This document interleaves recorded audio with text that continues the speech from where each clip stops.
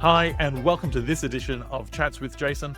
I am, of course, your host, Jason S. Bradshaw, and this is the show that helps you transform the experience to transform your business. Sometimes the most unforgettable experience in life aren't the ones that cost the most. They're the ones where we felt seen, heard, valued. What if companies could create those kinds of moments, not by accident, but by design? Today's guest has spent his life pulling back the curtain on the world's most beloved brands, from the humble origins of Starbucks to the gold standard service of the Ritz-Carlton to the radical hospitality of Airbnb. He's not just a business thinker, he is a master storyteller and a trusted voice in human-centered leadership, an internationally sought-after speaker and consultant. Dr. Joseph Michelli is the author of 9 New York Times bestselling books, each one a blueprint for turning ordinary transactions into extraordinary human connections. He has sat down with frontline baristas, C-suite giants, and everyday people who have created extraordinary impact one small interaction at a time. In this episode, we talk about leadership, legacy in business, and why the greatest customer experience starts with being human.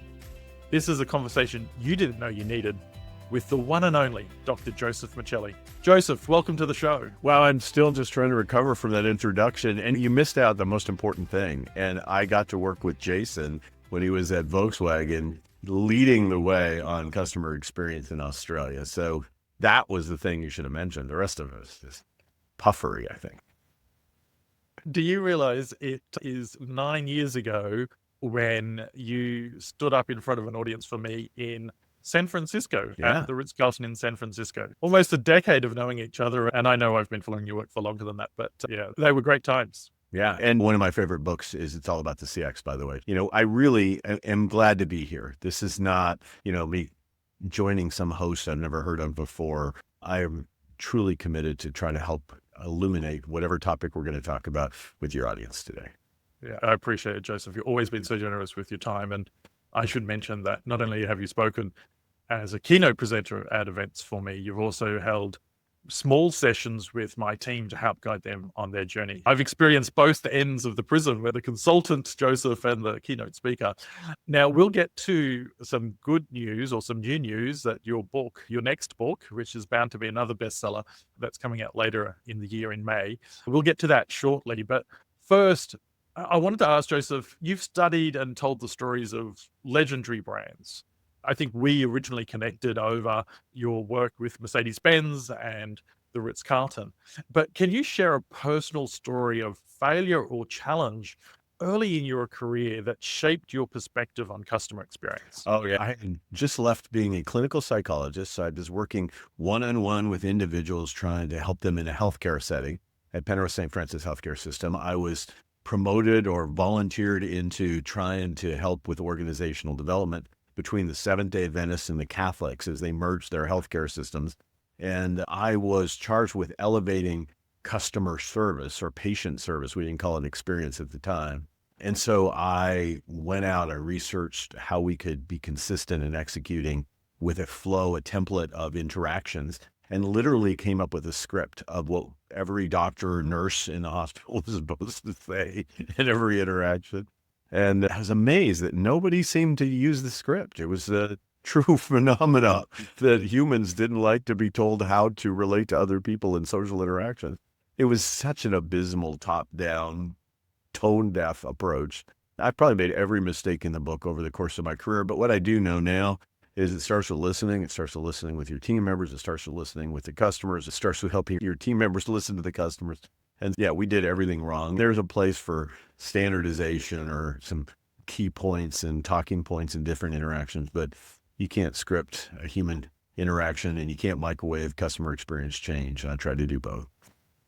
I think we're all probably guilty of that sort of approach at some point in our career for various reasons. Interesting enough, you touched on something that we don't talk about enough. Years ago, when I can remember when I first started my career, and as you just mentioned, we didn't talk about the experience. We talked about the transaction, the customer service, the patient service. What created the movement or the move from service to experience, do you think? Joe Pine and Gilmore were the ones in the experience economy who really started to say, look, you got to stage an experience. You're not just trying to deliver service or a transaction. You've got to think about the entire setting of a stage, right? All of the backstage, the emotions that you want to evoke in the person sitting in the front row.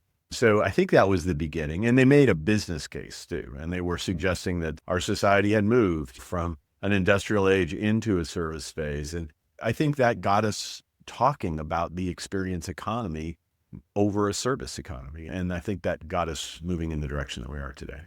Yeah, I remember that work by Joe Pine and his colleague, and it certainly helped shape some of my early work. In fact, I took a statement out of his book and turned it into an interview question, and everyone was always puzzled what I was doing. And I was like, I actually just want to know if they can think on their feet. Yeah, Like the answer doesn't matter so much. It matters whether yeah. they can connect the dots, because in front of a customer, you have to be confident regardless of what's being thrown at you. Great. And I completely agree that the experience economy by Joe Pine and his colleague was definitely a shaper in the industry. Going from those learnings, you continued your journey of working with different brands over the years, and you've written about how they can create emotionally engaging experiences, or the ones that do create emotionally engaging experiences are the ones that win. Can you tell us about a time that you personally felt truly cared for as a customer and why that moment has stuck with you to this day?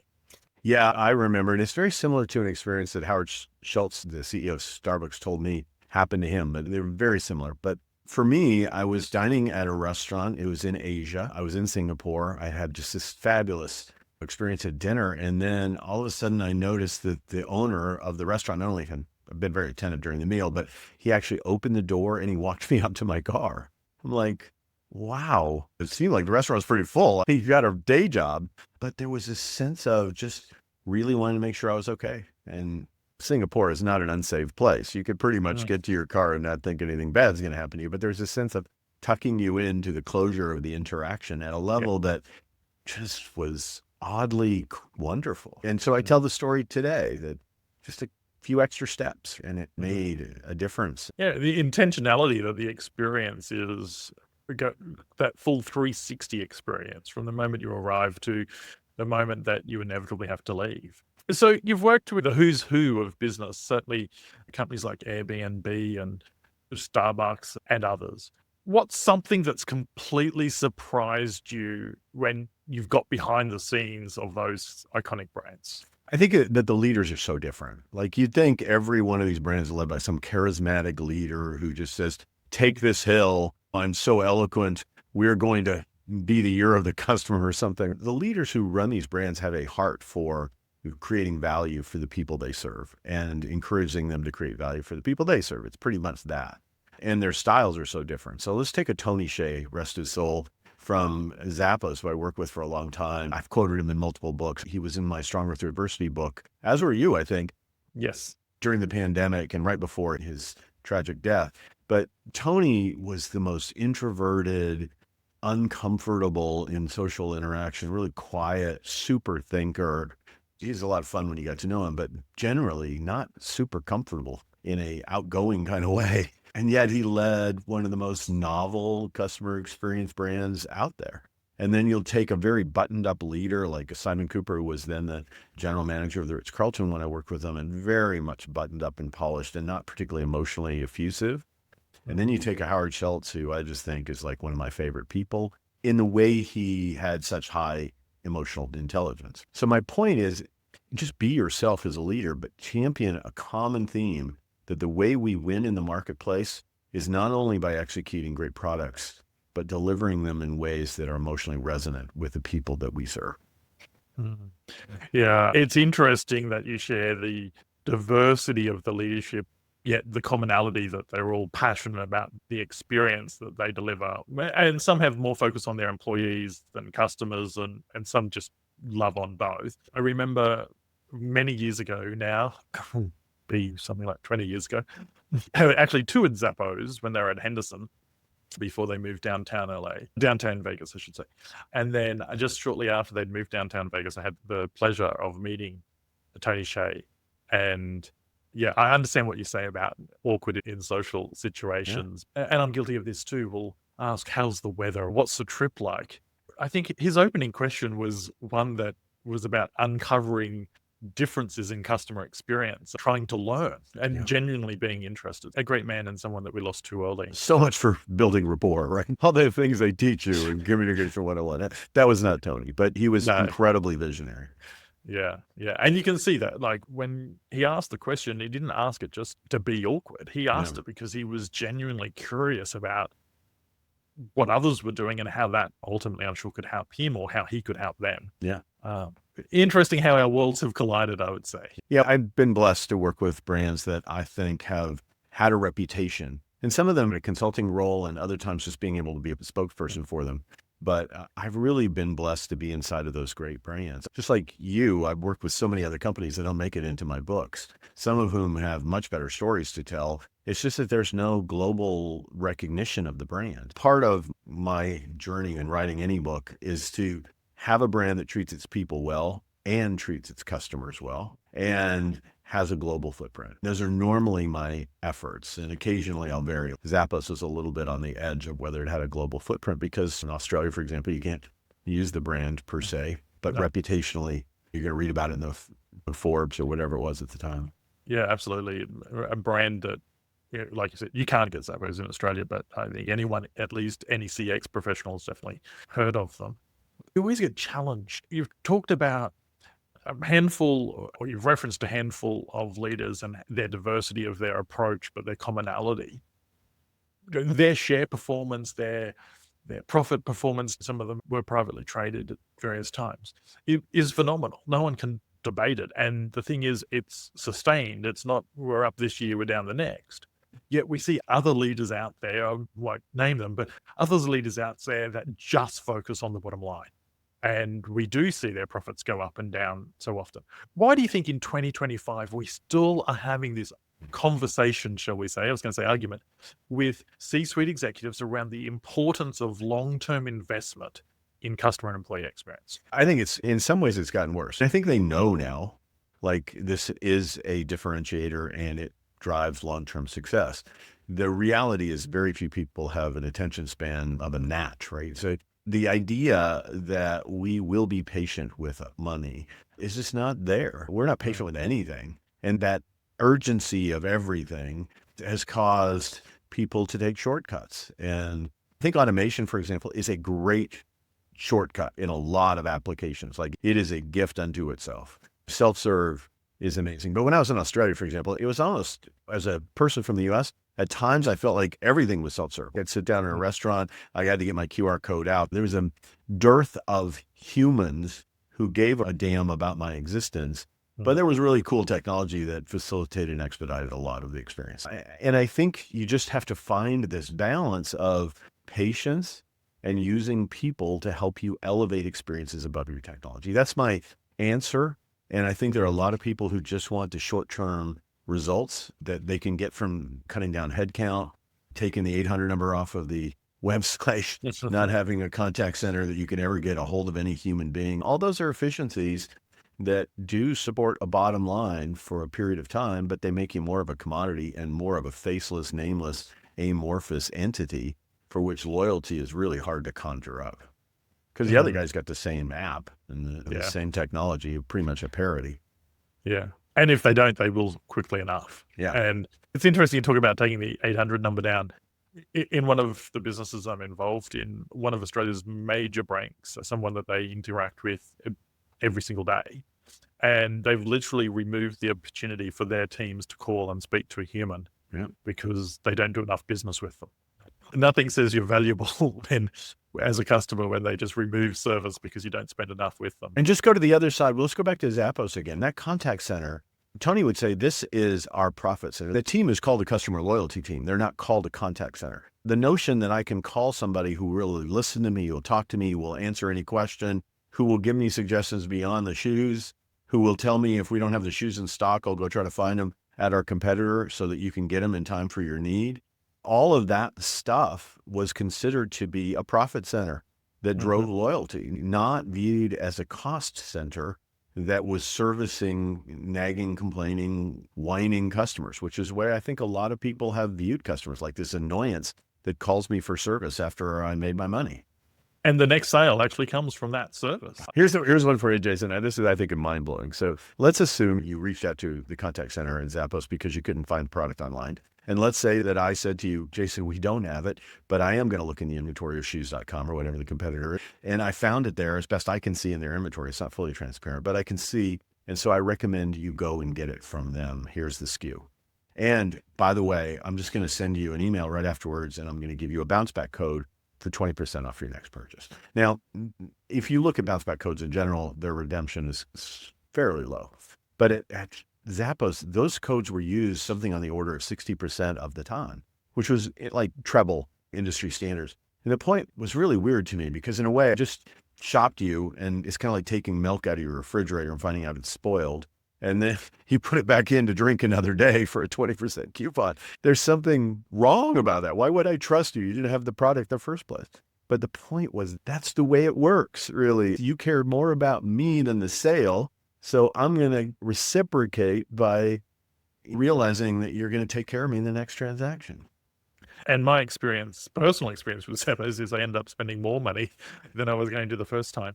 I tested that contact center on everything that was in the book, everything that they were known for. They even helped me with not booking my hotel, but choosing my hotel when I visited them. Yeah, phenomenal organization, a great example of measuring what matters most. And so often in contact centers, we measure time to resolution, number of calls taken, things like that. How about the impact you had on the human that was calling?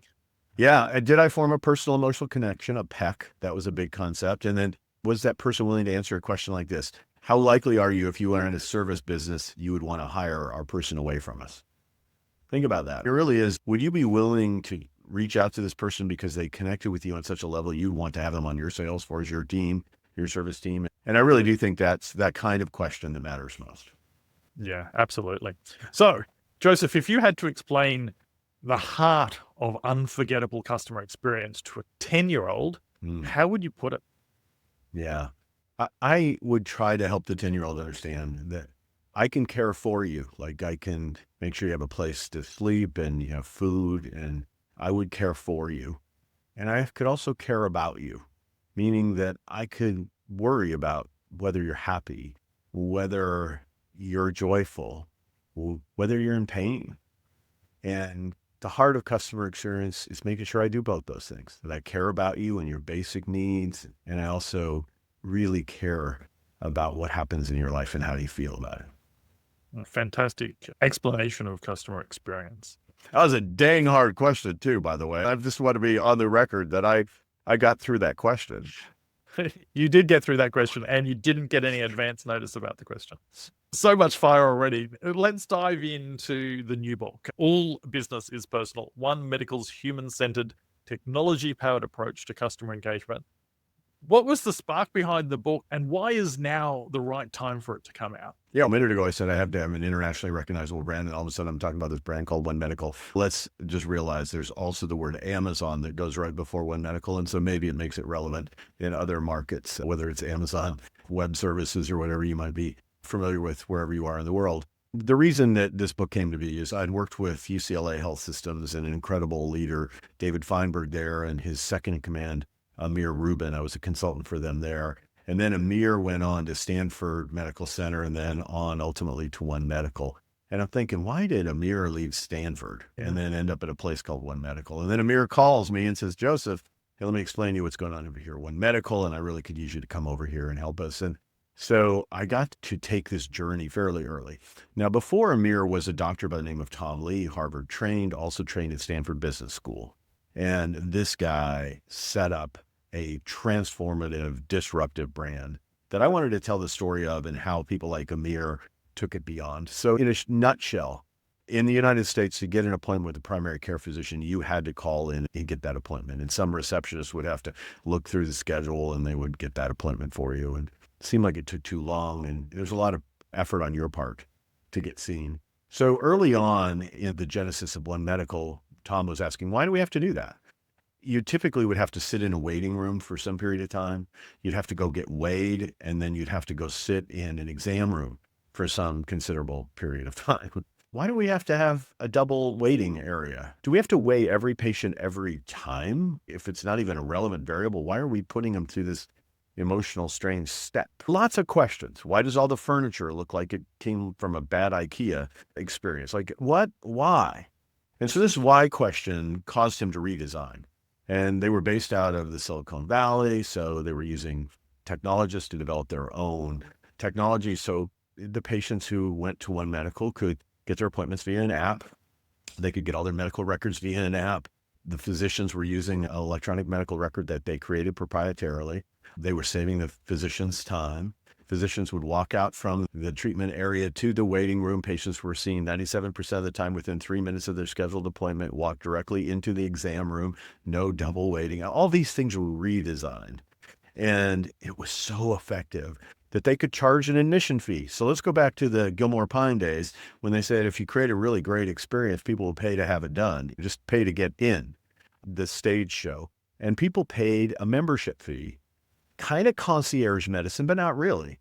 Concierge medicine's expensive and you get your own doctor. And this was just merely being able to access the app and the accessibility of One Medical. Your insurance still was billed for the actual clinical care. So the message I'm trying to get here is this was such a way to think about what are the pain points that you have. Stop thinking about the way the industry has always done it.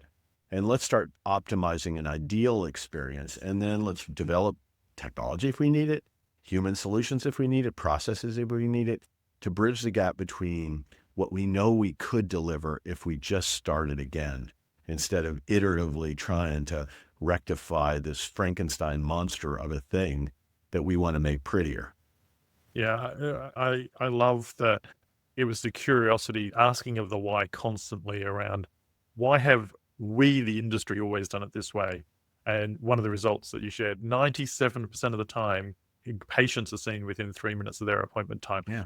I think that would be even hard to beat for some concierge physicians out there. And their NPS is just world-class. I mean, it's crazy Of course. NPS, right? Yeah. And members referred members, and they did not have the budget. This is not a marketing heavy organization. It had to rely on word of mouth and had to get a beachhead in San Francisco and then concentrically build beachheads in other cities and use that word of mouth approach. You go through all that and then Amazon buys them for $4 billion. One of the biggest purchases, the only bigger purchase Amazon has ever made to that point, was the Whole Foods purchase. So clearly it had something Amazon wants. Now, can Amazon deliver against it? Will they continue to maintain the human-centered approach? They certainly have the technology efficiencies, right? That's to be determined. That's the next chapter. But I really wanted to tell the story of what takes a startup to a point where somebody's willing to pay $4 billion for it in just over a decade. Yeah. You're doing something right when Amazon comes along with a checkbook that size. Yeah. So if someone's read the book, what's one life-changing idea from the book that you would love them to take away? Yeah, I hope it comes down to you have to know what you want people to feel in every single interaction, every time, no excuses. And if you haven't defined that, then you've got a whole bunch of people in your organization doing their best to have some positive feeling state for the customer, but it's not going to be a branded customer experience, and you're not going to execute it in an aligned fashion. I hope that's what they get from the book. And then very specifically, how do they go about creating that, both in terms of the vision of it, the articulation of it, and then the execution that travels out through the experience of the customer. I love that, getting people aligned on how you want people to feel from the experience, not necessarily the nuts and bolts all the way along. Yeah. So was there a particular story or interview that you took during the process of writing the book that really shaped your thinking and perhaps even changed your thinking around customer experience in 2025? Yeah. In this book, I talked to a guy a very young person who had a brain tumor, very unusual. He talked to me about his symptoms, the experience of the brain tumor, his early announcement of it through this doctor. And he was traveling on vacation at the time, and just how frightened, how scared, how unwell he felt about it all. He went back to his primary care physician at One Medical. They took the time, helped him explain it. They took responsibility for helping him navigate healthcare. He not only navigated it well, has adapted well from the brain tumor. Now he quit his job. He travels in an RV around the country, is really living the off the grid life of what really matters in relationships. But he also has started his own group to help young people who have brain tumors. And I think the point is when we take the time, not only help serve people in the now, but help them navigate the journey through a brand or in a sector, we often have concentric impact because they sometimes go on and amplify that through their own voice and their own service in the community. So for me, I just think you never know when you serve well, how far that travels. Yeah, powerful. So if there was one story or one quote or one idea from the new book that went viral tomorrow, shared across social media, boardrooms, and baristas alike, would you want it to be? That AI can give you personalization, but it takes people to really make it personal. And I think that's important to make a distinction between the personalizing that we get from big data, but to really say, thank you, Jason, for this interview. I don't have any AI that can do it. And I honestly tell you, I adore you. I have huge respect for you. And I am grateful for the time. And if you have any AI that sells you that from the heart, like I feel it, ahead of anything that we're seeing in the universe right now, it may very well have heard every one of your podcasts, have a script, know what words to use based on the words that seem to resonate most, the words you use. I can do all the NLP, AI, make you feel like I gotcha. And I can use all those tools for personalizing this. But to really tell you how much you mean to me and my gratitude, I think you need a person. So I hope we make a distinction between personalization and the personal care we can deliver. Yeah, quite powerful. I think that you're 100% on the mark. Personalization can happen faster than ever through AI, but the personality of personalization, the heart of personalization, still requires that human. And sure, you might say there's no human in an email, in a marketing message, but at some point that customer is going to connect with a human. And if the human and the AI aren't aligned, if the human isn't better than the AI at delivering that personalization, we're going to have some problems because brands are built out of trust, and trust comes from consistency. Yeah, don't let your products down. Don't let your AI down. Be bigger than all of it when it comes to being a human. Yeah. So for listeners or people watching along on YouTube, what's that one small shift that they could make today, as soon as they finish listening to this episode, that would have an outsized impact on employee and customer experience? I think it really is going back to, what do you want every single person to feel that you interact with every time? And if you're doing it by yourself in a solopreneurship, that's easy. If not, I'd have that conversation with my team. And I would try to say, if this is our mission, if we lived our mission, what would people feel? Like, our mission tells us what we're aspiring to achieve. But if we achieved it, how would our customers feel? I think we just shifted that little bit and had a meaningful conversation. I call it a way we serve statement. If we defined our way we serve statement, we'd be a heck of a lot farther along in an aligned, differentiated customer experience. Make it absolutely clear to your teams on how you want customers to feel. Joseph, it has been my absolute honor and pleasure, as always, to catch up with you, but to have you on the show today. You owe me a trip here to the United States so we can revisit our old memories here. Absolutely. I can't wait. Now, Joseph's reminded us of unforgettable experiences don't come from big budgets. They come from big hearts. If this episode moved you, please give us a thumbs up, a 5-star review, and importantly, share it with someone who needs it. And definitely remember to check out Joseph Michelli's latest book, All Business is Personal, One Medical's human-centered, technology-powered approach to customer engagement. Available everywhere great books are sold. I'm Jason S. Bradshaw, and until next time, remember, the experience is what your customers remember.